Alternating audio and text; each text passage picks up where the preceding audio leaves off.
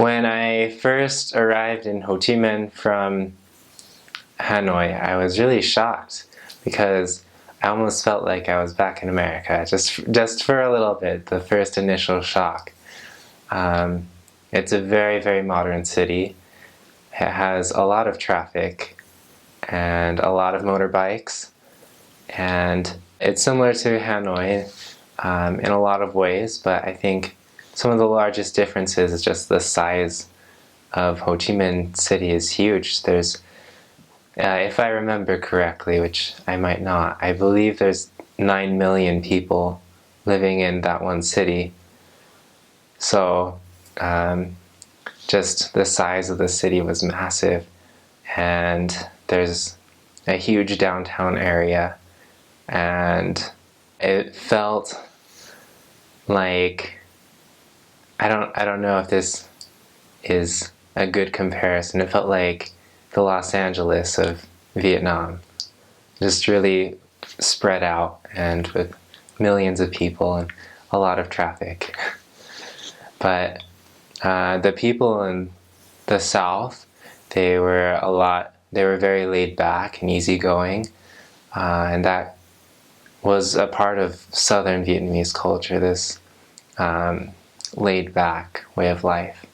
Saigon and Ho Chi Minh are the same city. Saigon was the official name of the city before 1975, and then after 1975 it was renamed Ho Chi Minh City, but a lot of people who live in Saigon still call it Saigon. I think one defining feature of Saigon is Saigon street food.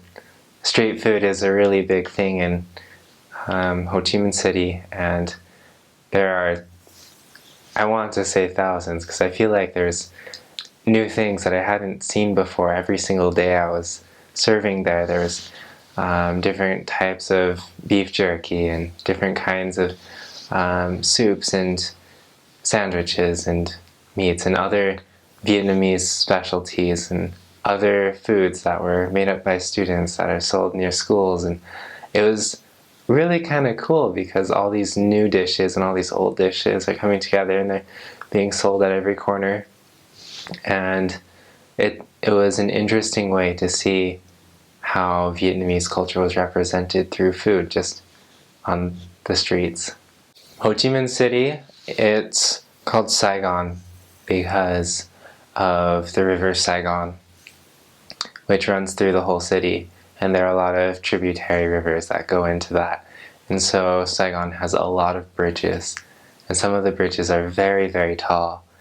And we had the opportunity of biking over all of those bridges every single day.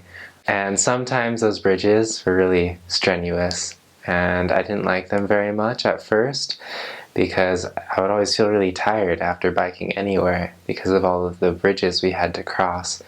But I remember one time we were biking at night and we were going over this bridge, and I saw just in the water all the reflections of the lights of the city in the river, and it was one of the most beautiful things ever, just biking around in Ho Chi Minh City at night. And that's when I started to like having bridges and having water everywhere.